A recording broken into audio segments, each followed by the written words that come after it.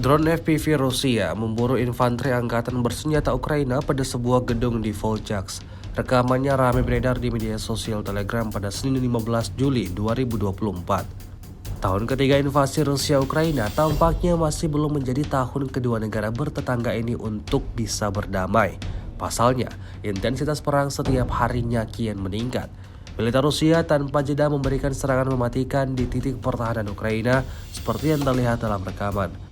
Sebuah gedung yang diduduki militer Ukraina meledak dahsyat imbas serangan drone dan serangan rudal dari Rusia yang datang secara bergantian.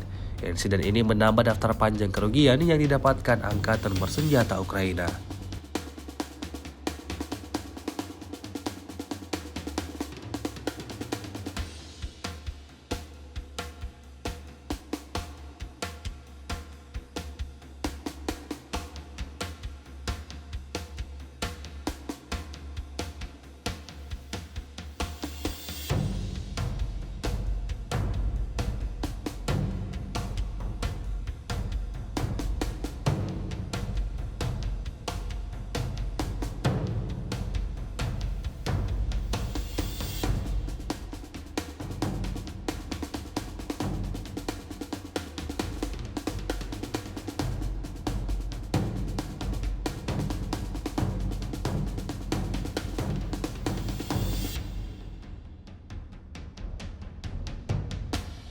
Download Tribun X sekarang, menghadirkan lokal menjadi Indonesia.